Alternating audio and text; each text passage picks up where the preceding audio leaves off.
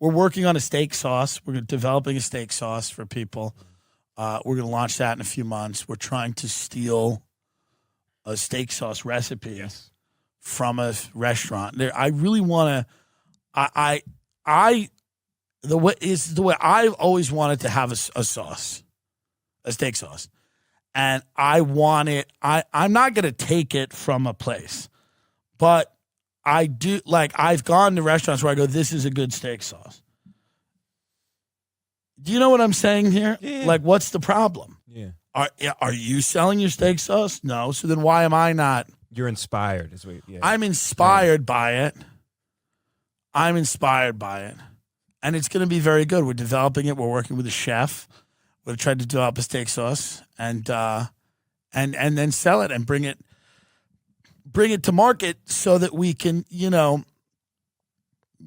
have to like worry about these other companies telling us what to do and say. Freedom of speech. That's right. Steak sauce, freedom of speech. I just like to say things that will make the people that hate me so much more. And by connecting steak sauce to freedom of speech, which, is absurd, the people whose job it is to hate me all day, which is, by the way, good gig, people just don't like you.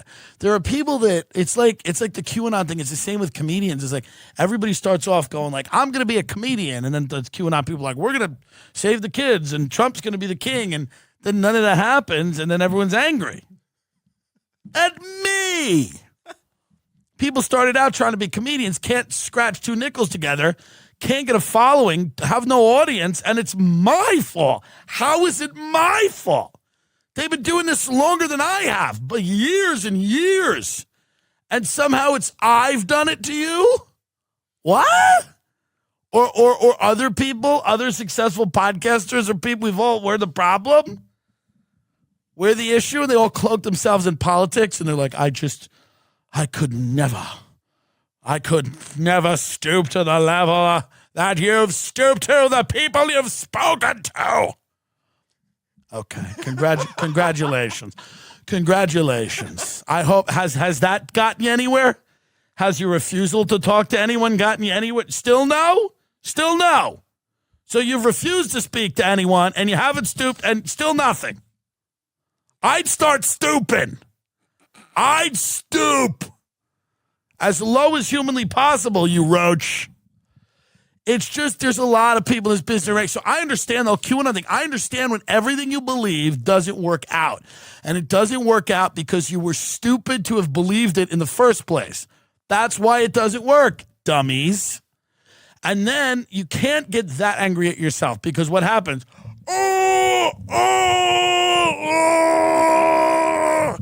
You go to the holidays and you go like this with the gun in your mouth, Mommy, You can't get that mad at yourself. So you have to dole out your hatred in little bits. And it's got to be, I'm a problem, and it's Rogan, or it's this guy, or that guy, and I hate them all. First of all, you broke bitches. If anyone had asked you to sit next to Alex Jones, you would have sat next to Alex Jones in, all of you would have in a minute, by the way. Why? Because no one is asking you to do anything with anybody. So stop getting angry at me. This isn't even a specific person. It's just there's people out there. It's just I just don't understand, like, how embarrassing is it? You're living in the heyday of leftist, not really leftist, but more liberal non-comedy.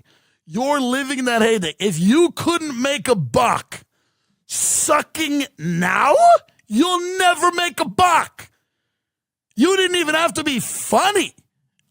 You just had to go fucking show up at Stephen Colbert's office and fucking, I don't even know, claim to be an Eskimo on your mother's side and write 9 horrible monologue jokes, and you got $3,500 a week. If you didn't make a living sucking, because I know you hate podcasts, you hate all of us because we make a living like being funny with our fans. It's cool. It's fun for the most part. Some of it's not. But if you couldn't get a writing gig, and then all these woke people, you know what they all say to you? They all tweet about how horrible podcasting is. It's right-wing fascism. And then you know what happens when you go, hey, man, you got a writing job? They go, no, I'm white. I'm a white guy. Can't get a writing job. What? You sound like the right-wing guy. I'm not complaining about not writing on, Boko Haram's new show or whoever they're giving a show to on fucking Cartoon Network. I don't give a shit. The funniest new comedian, Boko Haram, or like whoever. I mean, no one cares. No one cares. Or whatever terrorist group sounds eerily like the name of a comedian. I'm a fan. I'm not mad that I didn't get the Netflix special they gave to Ansar al-Islam. Doesn't matter to me. Doesn't matter to me. I like Ansar al-Islam. Some of the bits are good. You go, that's good. But it's just so funny. All these people, then they turn around and they say, well, I'm white. I can't get in the writer's room. And I'm like, okay. I'm like, but yet all you do, how's the nonstop capitulating and the self-flagellation and disgracing yourself and throwing yourself at the altar of those that would seek to impoverish and destroy you? How's that working? How has it worked? How has it worked? Doing nothing but throwing yourself at the altar of the same people that want you to be homeless and being like, they're so good. They're so funny. You're so good. Has everyone seen this new show? It's so good. Grow up. You're too old, all of you. You're too old. You're old. You're elderly. Your credits are like network television show. You people are trotting out like the Drew Carey show. I mean, it's a horror.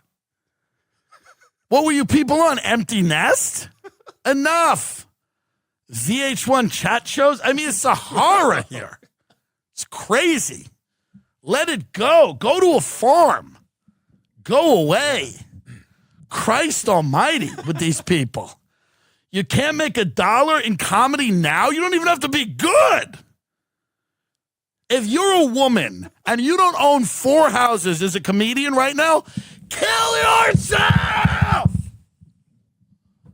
You dumb cunt. You should own 9 houses. If you are a minority and haven't gotten a set on Conan, hang it up. Hang it up. Okay? And if you're a funny white guy and you can't scratch together a couple thou on a Patreon to pay the rent, you ain't a funny white guy. Clean it up. Get it out. Enough with the whining.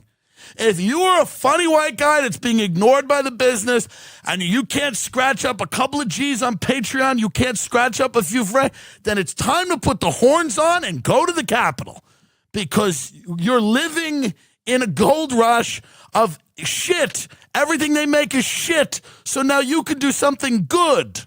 Shane Gillis is doing it. Nick Mullen's doing it. I'm doing it. Other people are doing it.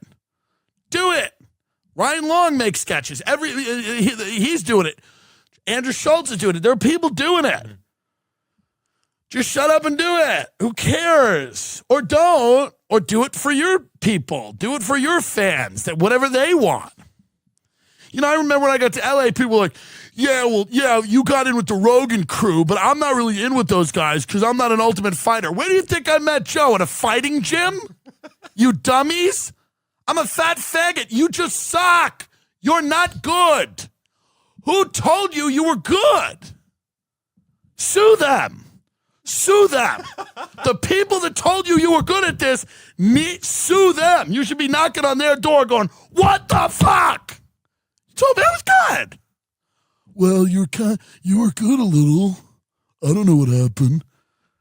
They're like, yeah, I'm not into MMA, so I'm not in with those guys. I've never said anything to Joe Rogan about MMA ever. Ever. We've never had one cover. I said, what do you think's going to happen with the Jake Paul fight? And I asked him once if one of the hulking lesbians at the frozen yogurt shop was Amanda Nunes. He said no. that was it. I have no interest. I don't give a shit. So whining all the time. Everybody sucks.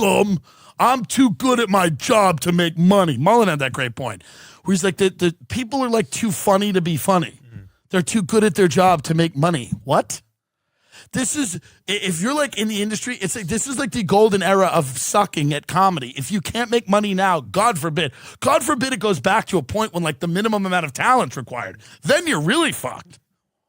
All you have to do right now is kind of show up, look decent, talk about how much Kamala Harris has made you feel energized about the future of the country. I mean, Stephen Colbert, Kimmel, they're all crying. They're all crying. You'll never leave this pandemic. None of those people will ever be respected ever again. None of them. They've all destroyed their legacies. Destroyed, and they were very funny. They've destroyed their legacies by being mouthpieces of a political and getting out and crying and being unfunny and being absurd. They're forever not funny anymore. You will never see them. I don't care what they do. Maybe they donate a lot of money to breast cancer. Good for them. But they will never be funny ever again. Ever, ever, ever again. SNL will never be funny again. Unless they reverse course, hire Nick Mullen, Shane Gillis, me, and Candace Owens. And unless they do that, and I don't see that happening, but if they don't do that, they're fucked forever. Sorry. If you don't let Candace Owens host and have me, Shane, and Nick, then it's not going to be funny. And hire the leftist, Red Scare and the Period or whatever these, My Period and Karl Marx or whoever these fucking, sardonic cunts are that are pretty funny, actually. Bring them in, too. Who cares? But if it's just the same fucking Northeastern liberal arts school cunts that are like being fat as my, oh, shut up. Like, it's over. It is over. This pandemic killed those shows. It's killed SNL. It's killed all that, but it's opened the space up for other people to do shit. So just stop fucking whining. Stop fucking whining. I have so much more respect for that bitch that got maced at the Capitol than I do these dumb people that just sit there and fucking whine. Just do something. Just do something. I don't care what it is. It doesn't matter. Doesn't matter what it is to me or anything. I don't care what the fuck you do. That's why I don't rat on people. I don't know what people are going through. I don't rat. I don't call people up and say, hey, you should be in trouble for storming the Capitol. I don't know why those motherfuckers stormed the Capitol. They thought there were kids inside. I mean, I don't know. They had to find out there weren't the old-fashioned way, okay? And the Black Lives Matter people are burning down bodegas, and I don't really love that, but I've had some real attitude from some of the Koreans in the bodega. Real attitude, and I'm not even black. They get it a lot worse. So I don't really get involved. You see, I don't rat people out. I don't get involved. Stop getting involved. Cut your friend group in don't cut it in half. Cut it in nothing. Strip it up. Get them all out of your life. Go down to Vegas. They're happy to have you. The whores are happy to have you. The restaurants are happy to have you. They're happy if you park your car. You can just go to Vegas, play a few hands, lose. Then go back up to the hotel room, order the chocolate cake. We almost vomited. It was horrible. It was like the display cake they gave us. It was very bad. But it's enough with the, who cares? And I know that is not applicable to many people. It's just my own Twitter timeline. But this is my own show, and I whine about the shit that I whine about. So it's my own timeline of people that it's just exhausting. And they're getting old.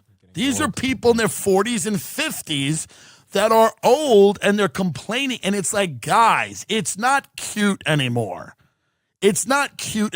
No one believes everyone that's leapfrogged you in this is a Nazi.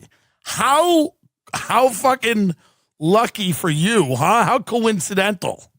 Imagine they're like telling their children, which they won't have, they're like, well, I was on a great path in comedy, but then comedy was taken over by Nazis. The kid would be like, well, what do you mean? Actually, it seems like mainstream comedy is just full of people that believed all the things you believed. Well, so what did you do? Did you spend all day smoking weed and drinking? You don't understand. I was dealing with my mental health, and I had anxiety and depression. I was manic depressive. I had, I had multiple personalities, and none of them were funny. None of them. So that's all I'm saying. I'm saying that we're developing a steak sauce. It's going to be very good. It'll be the greatest sauce that has ever touched a steak, and we're doing all we can here. We're meeting with chefs and food developers, and I want to get into the food business. I really want to own it. I just want to open a restaurant and be done with this. I hope the time horizon for that is 10 years, 5 to 10 years. I just want to own a restaurant and then blow my brains out on opening night in front of everyone. Once everybody's there and everything's nice and everyone goes, this is really good, I just get in the middle of the room like Bud Dwyer and go, good night. Just to see like blood all over Ben and his wife's face as they said they'll have made enough money then so they won't care, and they just sit there eating unaffected. Yeah. Having their basic bitch conversations about nonsense. About God only knows what they talk about. When I'm dead, they can't talk about killing me. Talk about the length of grass on someone's lawn. You know?